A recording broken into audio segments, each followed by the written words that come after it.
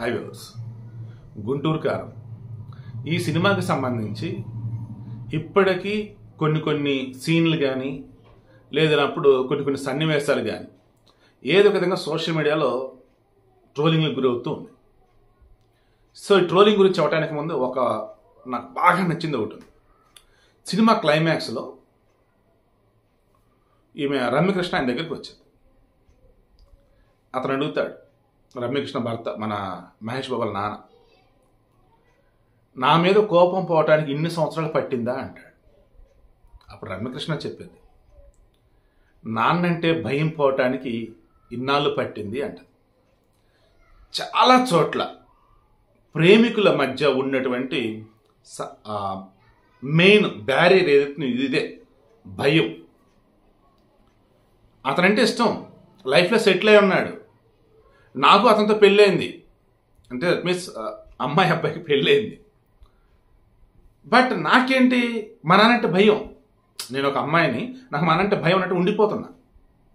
నేను చాలామంది గమనించా, ఇదిగో సేమ్ ఇప్పుడు నేనైతే చెప్పాను, అదే నాకు చెప్పిన సందర్భంలో నేను అబ్బాయిని, నేను మంచి పొజిషన్లో ఉన్నా, మన ఇద్దరు పెళ్లి చేసుకున్నాం కదా, సో నేను వచ్చి మాట్లాడతా, లేదు నువ్వు వచ్చి మాట్లాడేవనుకో ఆ క్షణం మా నాన్న ఒప్పుకోకపోతే నీతో పాటు వచ్చేయాలి, మా నాన్న తర్వాత నిన్ను ఇతను చంపొచ్చు, మనకు ఆల్రెడీ బిడ్డ పుట్టున్నాడు, బిడ్డ నీ దగ్గర ఉన్నాడు, బిడ్డ ఏదైనా చేయొచ్చు, ఇలా భయపడాలి కొంతమంది. మరి కొంతమంది అమ్మ మా నాన్న చచ్చిపోతాడు, నా వల్ల కాదు, నా భయం. ఇలా నేను అబ్బాయి కొండి బెస్ట్ పొజిషన్లో ఉన్నాను అన్నా సరే అవతల అమ్మాయిలు అలాగే. ఆల్రెడీ మనం కలిసి ట్రావెల్ చేసి చాలా సంవత్సరాలు అయింది కదా అంటే, అప్పుడు గొడవ వచ్చింది, నీ వల్ల నేను పుట్టింటికి వెళ్ళిపోయా, మా వాళ్ళేమో నన్ను ఇంకా వాళ్ళ సొంత మనుషులు చూసుకున్నారు, ఇప్పుడు నీ దగ్గర రావాలంటే నాకు నా వల్ల కాలేదు, ఇన్నాళ్ళు మా నాన్న భయం వేసి ఆగిపోయి అని చెప్పేసి అలా చెప్తారు. సో ఆ సినిమాలో అదే చూపిస్తాడు. సో నేను అదే అంటాను, ఎప్పుడు కూడా గుర్తుంచుకోండి, భయం ఉన్న చోట ప్రేమ ఉండకూడదు, ప్రేమ ఉన్న చోట భయం ఉండకూడదు. ఇది గుర్తుంచుకోండి. ప్రేమ అనేది ఉంది అంటే ఆలోచన కూడా ఉండాలి, అర్థం చేసుకోవటం ఉండాలి. ఓకే, ఇక ఇప్పుడు నెట్లో వచ్చేసి మన గురూజీ ఏంటి గురూజీ ఇది అని చెప్పేసి సినిమాలో ఇతను మహేష్ బాబు తండ్రి ఒక కిటికీ దగ్గర కూర్చొని పాత పట్టు పెట్టుకుని వింటూ ఒక కిటికీ చూస్తూ ఉంటాడు, కిటికీ వైపు నుంచి బయట చూస్తూ ఉంటాడు. అప్పుడు మహేష్ బాబు అంటాడు,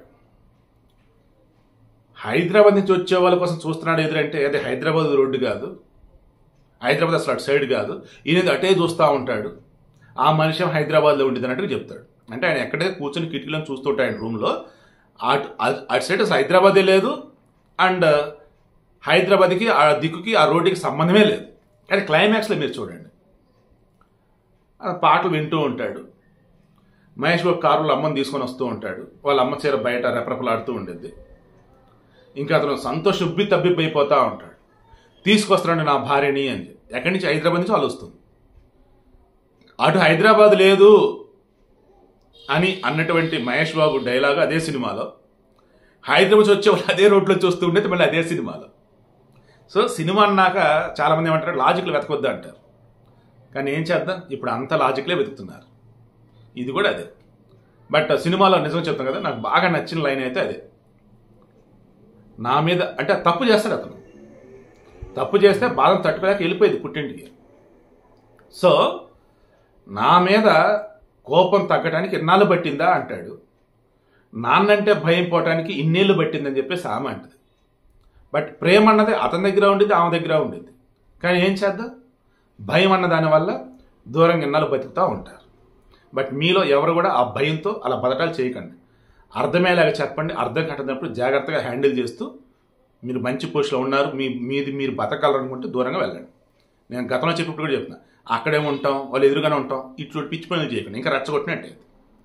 బట్ మీరు ఎవరితో వెళ్తారో, మీరు ఎక్కడైతే క్షేమంగా ఉంటారో మీరు అనుకుంటారో, ఒకటికి 1 సార్ క్రాస్ చెక్ చేసుకోండి. అది అవతల వాడు పోషించే స్తోమత ఉన్నాడా కాడా, అన్నాడు మంచోడా కాదా, అన్న వాళ్ళ ఫ్యామిలీ ఎలా ఏంటని.